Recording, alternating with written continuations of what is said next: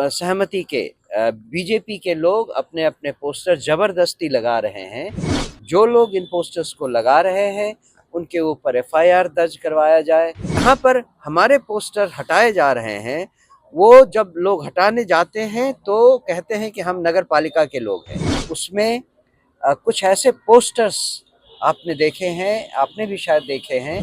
इस तरह की घिनौनी और गिरी हुई हरकत बीजेपी के कार्यकर्ता और उनके नेता जो कर रहे हैं, और पटना के विभिन्न क्षेत्रों में इन पोस्टरों को लगाया जा रहा है, का संज्ञान चुनाव आयोग ले और ऐसा न हो इसके लिए उचित कार्रवाई की जाए।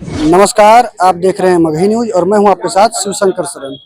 इस वक्त हमारी मौजूदगी बिहार के स्टेट इलेक्शन कमीशन में है। जी हां, राज्य निर्वाचन आयोग में।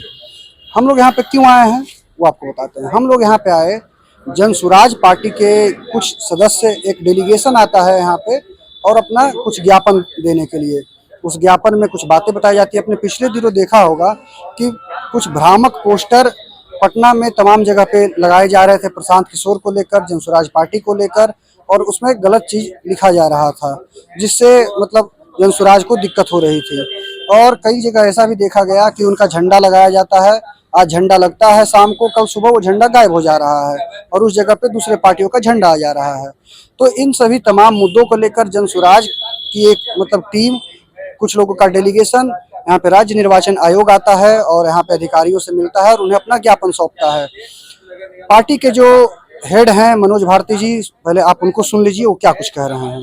इसको दिखाते हुए सर, इसको दिखाना पड़ेगा। दिखा देंगे, समय आने देंगे। जनसुराज का एक उच्च स्तरीय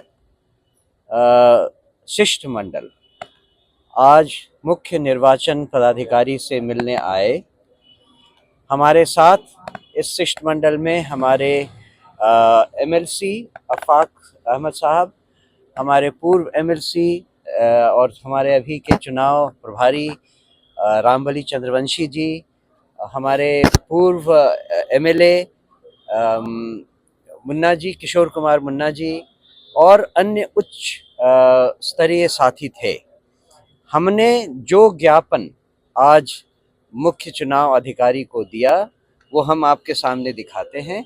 इसमें मूलतः 4 चीज़ें मेंशन की गई हैं। हमने जिन बातों के ऊपर इनका ध्यान आकृष्ट किया उसमें कुछ ऐसे पोस्टर्स आपने देखे हैं, आपने भी शायद देखे हैं, और पटना के विभिन्न क्षेत्रों में इन पोस्टरों को लगाया जा रहा है जो भ्रामक हैं और गलत हैं।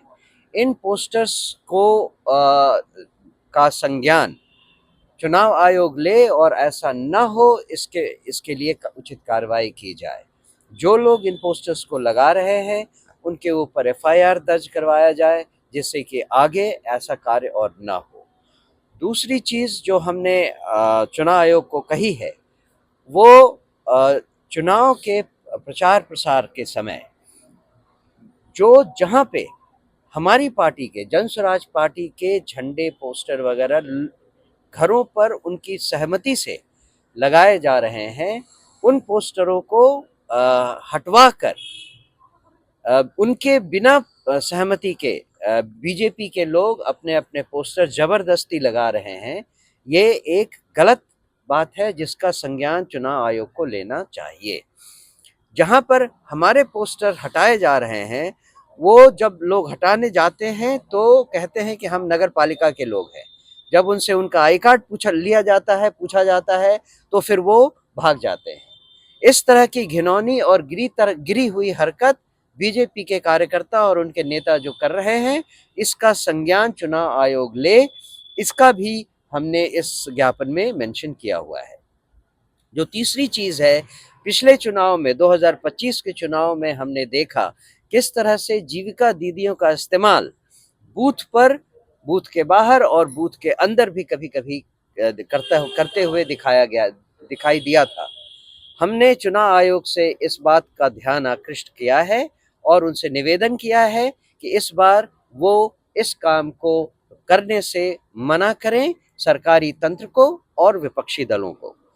जो अंतिम बात हमने कही है वो ये कि इस बार जो 422 बूथ हैं बांकीपुर विधानसभा में।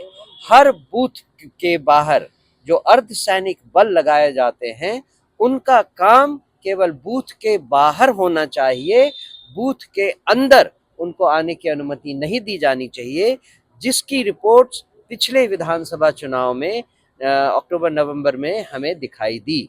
तो इन 4 मुद्दों को लेकर, जिसमें अर्धसैनिक बलों का बूथ के अंदर प्रवेश बिल्कुल मना किया जाए, इन सब चीज़ों की मॉनिटरिंग चुनाव आयोग करे, चाहे वो वीडियो कैमरों की वजह से की तरफ से सीसीटीवी का इस्तेमाल करके, हर जगह सीसीटीवी लगा हुआ है, उन सब का इस्तेमाल करके इन चीज़ों के बारे में वो संज्ञान लेकर उचित कार्रवाई करे।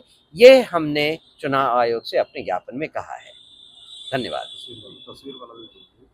तस्वीर तो हमने बता ही दिया, पहला पॉइंट ही था। एक बार वो और पीछे हो जाए भाई, माइक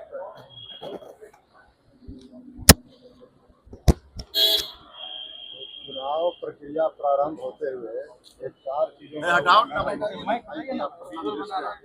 जो सर्वथा जो है मॉडल कोड ऑफ कंडक्ट जो है उसका उल्लंघन है। इसीलिए हम लोगों ने मुख्य निर्वाचन आयुक्त के संज्ञान में दिया है कि अभी चुनाव की प्रक्रिया प्रारंभ हुई है और ये मॉडल कोड ऑफ कंडक्ट को ये राष्ट्रीय सत्ताधारी दल यानी भारतीय जनता पार्टी के द्वारा इसका दुरुपयोग किया जा रहा है। इसको हम लोगों ने संज्ञान में तो सुना आपने कि वो क्या कुछ कह रहे हैं और अपने सारी बातों को उन्होंने हम मीडिया के समक्ष बताया, और क्या उन लोगों ने ज्ञापन में लिखा है, क्या उन्होंने ज्ञापन सौंपा है, वो सब उन्होंने बताया। आप इस तमाम मुद्दे पर क्या सोच रहे हैं और बांकीपुर उपचुनाव के बारे में आप क्या सोच रहे हैं, हमें कमेंट कर अवश्य बताइए। बने रहिए हमारे साथ। नमस्कार।